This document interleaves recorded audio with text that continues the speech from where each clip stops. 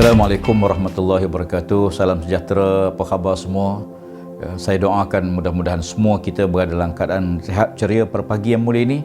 Kita memulakan kerja kita dengan suasana ceria, kerana sangat penting ialah kita menguasai jiwa kita, menguasai diri kita dan hati kita, sebab dia mempengaruhi bagaimana sikap kita di pejabat sepanjang waktu. Kalau sekiranya kita memulakan hari dengan sedih, dengan duka cita, maka sampai petang kita akan duka cita. Maka kan itu, kita perlu memulakan hari kita dengan ceria, dengan yakin, dengan confident, dengan pandang dunia seluas-luasnya dan tidak meletakkan masalah di hadapan. Ya, kerana setiap problem yang kita hadapi mesti ada jalan keluarnya.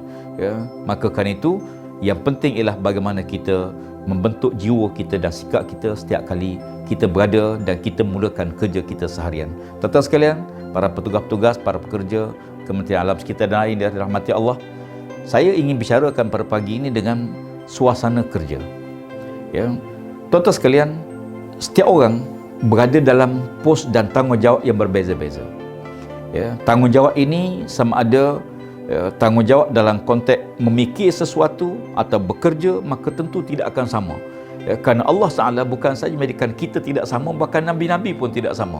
Allah Ta'ala sebut dalam Quran, tilkar rusulu faddalna ba'dahum ala ba'din. Demikian Rasul-Rasul, sebahagian mereka kami lebihkan berbanding sebahagian lain. Berarti Rasul-Rasul pun tidak sama. Kita juga tidak sama. Dengan tanggungjawab, dengan tugas kita, maka kita laksanakan tanggungjawab tugas tersebut. Saya nak bercakap bagaimana bebanan kerja, tanggungjawab yang dipikul kepada kita, dengan masa kita, dengan constraint masa dan sebagainya, dengan faktor-faktor dalaman kita dan faktor luar, memang dia akan mempengaruhi sikap kita. Maka kan itu, bagaimana kita nak melahirkan suatu suasana kerja yang baik. Bagi saya melihat bahawa yang penting ialah bukan melihat pada bebanan tugas, tapi bentuk suasana. Kita perlu pertama bentuk dulu suasana itu, sebab suasana itu akan pengaruhi kita. Umpama contoh, kalau kita masuk tu bilik yang wangi, dia pengaruhi kita. Kita masuk tempat yang semak, bersesak, kita mempengaruhi kita. Demikian juga kalau kita masuk pejabat, dengan kawan yang seronok, dengan suasana kerja yang seronok, dengan sahabat-sahabat kita yang seronok, dengan bos yang seronok, dengan kaki tangan yang seronok, apa yang hasilnya? Ya, hasilnya kita akan dipengaruhi. Sebab manusia dipengaruhi oleh banyak faktor, termasuk faktor alam sekeliling. Maka kan itu, kita perlu wujudkan suasana kerja yang ceria, suasana kerja yang bahagia, suasana kerja yang kita rasa seronok tempat kita bekerja. Sebab itu kalau kita lihat, bila kita berjaya wujudkan suasana kerja ini, bebanan kerja tu dah tak ada masalah. Tuan-tuan sekalian, kenapa ada orang sanggup panjat gunung? Walaupun panjat gunung tu sebenarnya memenatkan, meletihkan, dengan pelbagai cabaran, tapi sebab dia seronok dengan suasana itu. Bila dia seronok dengan suasana itu, maka bebanan dia tak fikir. Maka demikian juga kita perlukan wujud suasana kerja tersebut. Rakan-rakan kita tahu bahawa bila saya bicarakan dalam siri yang dulu ialah kerja ni merupakan suatu ibadah kita. Ibadah ni maksudnya kita bekerja, kita dapat gaji, dapat upah, tapi ini bukan matlamat akhir. Ya, ada satu kita mari kata duit bukan segala-galanya. Betul, tapi segala-galanya kena ada duit. Ya, tapi maksudnya duit itu bukan matlamat akhir, gaji itu bukan matlamat akhir. Ya, matlamat akhir apa dia? Matlamat akhir kita sebagai seorang, kalau kita orang Islam, matlamat akhir ialah mendapat redha Allah Subhanahu Wa Taala. Maka matlamat akhir itulah kita mendapat apa yang selain daripada apa yang kita boleh. Sebagai contoh mudah, tuan-tuan tanam pokok durian katalah. Bila pokok durian tu naik subur, seronok tak? Kita seronok tengok. Ya, tapi apakah itu matlamat tanam pokok? Bukan.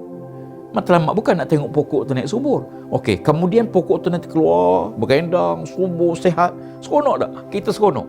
Ya, tapi apakah itu matlamat? Tak, itu bukan matlamat. Ya, kemudian pokok tadi durian tadi keluar bunga. Banyak bunganya. Kita seronok sangat tengok bunga yang banyak. Tapi apakah itu matlamat? Itu bukan matlamat. Kemudian pokok tadi ada keluar putik dia. Seronok kita, seronok. Dan bila sebahagian putik itu gugur, kita sedih. Padahalnya Allah Ta'ala atur dah cukup dah. Kalau semua terlekat, habis dah akan patah. Ya, maka Allah Ta'ala ada penyusunan dia. Tak apalah. Tapi matlamatnya, kita nak keluarkan buah yang baik, buah yang elok. Sama juga kita bekerja. Kita dapat gaji, dapat upah, dapat allowance, dapat OT, macam-macam. Tapi kita tahu ini sebahagian di antara keindahan dalam waktu bekerja. Tapi ending kita, matlamat akhir kita ialah supaya kerja kita menjadi sebahagian daripada bekalan kita waktu menghadap Allah Subhanahu Wa Taala. Ya, sebagai seorang Islam, kita letakkan ini matlamat kita. Maka oleh kerana itu, nak capai matlamat akhir, maka ini kita kena wujudkan. Sebab itu bila kita bekerja, tentulah tak boleh kita bandingkan kerja kita dengan orang lain. Apa yang penting ialah kita kena buang perasaan, ya, perasaan iri hati, dengki dan seumpamanya, sebab dia mempengaruhi sikap kita. Orang yang kita dengki dengan dia, contoh, dia tak ada apa-apa, ya. Orang yang dengki tu kena darah tinggi, kecil manis pun, ya, bebanam fikiran. Pasal apa duk tengok orang tu kita iri hati, tengok kita dengki. Akhir siapa kena penyakit dulu? Kita yang kena penyakit dulu, bukan dia. Maka kerana itu kita harus tukar. Macam mana kita nak tukar? Kita boleh mengubah suasana dengan kita mengubah kita. Ya, kita tak mungkin boleh mengubah orang lain, tapi yang penting kita ubah diri kita untuk mengubah suasana tersebut. Contoh, bila kita jumpa kawan kita, ya, kita beri salam, kita selamat pagi, doa ke dia walaupun tak boleh bersalam, ya, tapi kita jumpa tu kita tunjukkan keceriaan. Pasal apa? Setiap elemen, setiap kaki tangan dalam pejabat, katalah kita ada 50 orang.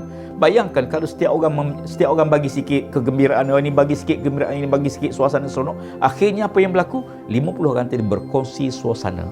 Suasana inilah membentuk sikap dalam kerja kita seharian. Sebab itu bagi saya, bila kita berjaya membentuk suasana kerja yang baik, suasana kerja yang seronok, kita hilangkan perasaan iri hati, dengki dan sebagainya, kita hilangkan perasaan-perasaan yang tak baik.